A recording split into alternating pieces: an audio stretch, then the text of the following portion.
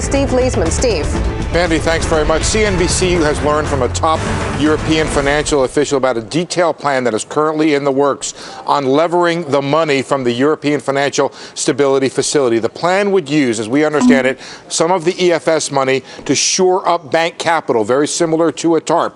Now, the very new part we're hearing is the plan would also use some of this money as seed money for a European investment bank. The EIB is a bank that is owned by the member European governments that does reconstruction projects. Now, under the plan, the EIB would form a special purpose vehicle, an SPV. This would issue bonds and purchase sovereign debt with the bonds it used. So it would take the capital from the EFSF, lever it up. These bonds could also be used as collateral at the ECB. Our understanding is the plans for levering the EFSF are already well advanced. Here's the plan. Let me go through it one more time. Some EFS money would be used to shore up bank capital.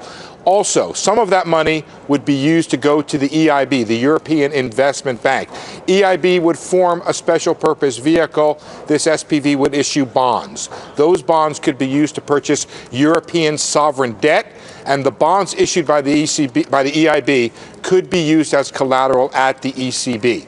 Our understanding is an announcement of these plans, confidential, being kept under wraps, is awaiting approval of the EFSF by the Euro governments. Germany has a major vote on this September 29th, I believe, in the lower house of Parliament. So, Mandy, those are some of the details of this plan, which we understand is being kept confidential while they await approval of the EFSF. Well, thank you for breaking them to us. Steve Leisman. Simon Hobbs is with us. Simon, what's your take on these developments? Well, first of all, congratulations, Steve, for breaking the story. The most important thing that is happening here is that they are finding a way to use existing structures. The European Investment Bank was set up in the 50s as part of the Treaty of Rome. It's a structure that exists. It's already issuing bonds on its AAA rating within the markets, and therefore they don't have to vote through parliaments that new structure. It is a structure that exists. It's a structure with a AAA rating that, as Steve said, is owned by the member states. And I think that is the most important point, that they're finding a way of circumventing a new set of rules, new institutions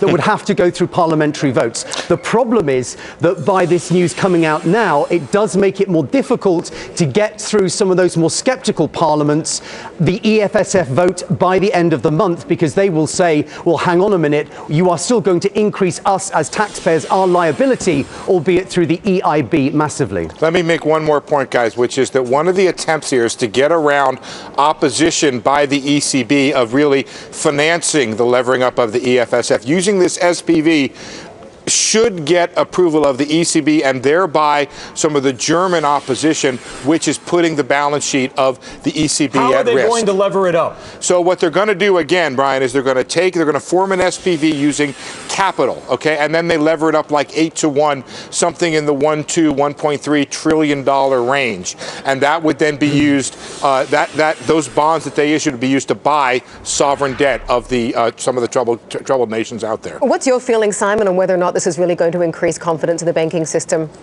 Well, if they can get it through, I can't see that it wouldn't increase confidence in the banking system.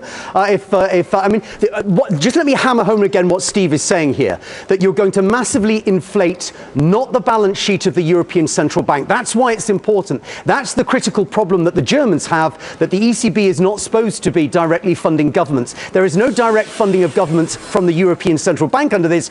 You're creating you're using an existing structure and inflating that. And that, in a sense, is the trick and potentially the cure. Here's the key, Brian, though, guys. Here's the key, because when I hear SPV, I think about offshore barges and Enron. No. All right. When you talk about 8 times leverage, right, who's going to hold the risk? Right. So they take the 400 billion euro fund, lever it up 8. So now you got 3.2 trillion theoretically if they lever it up 8-to-1, right? Who's going to buy that debt? What's the rating on that? What's the risk? What's it going to yield, and who holds the risk? The first risk, Brian, would be with the SPV, right? Whose capital would be at risk in the event either the bonds failed or the collateral for the bonds were to fail. But beyond that, though, it would be with the member governments that are responsible for the European Investment Bank. But I want to make one other point, which is the very idea that an actual plan exists, I think is contrary to the market opinion, which is that Europe is a total mess right now and has no plan. If this thing is actually out there the way it's explained to us, it suggests Europe is maybe a little bit further along in solving its problems than we initially thought. That doesn't mean it won't be a mess and a bit of chaos and a lot of political opposition in getting this thing in place. Might quell some of the skeptics. Thank you very much to Simon and also to Steve for joining us. Thanks.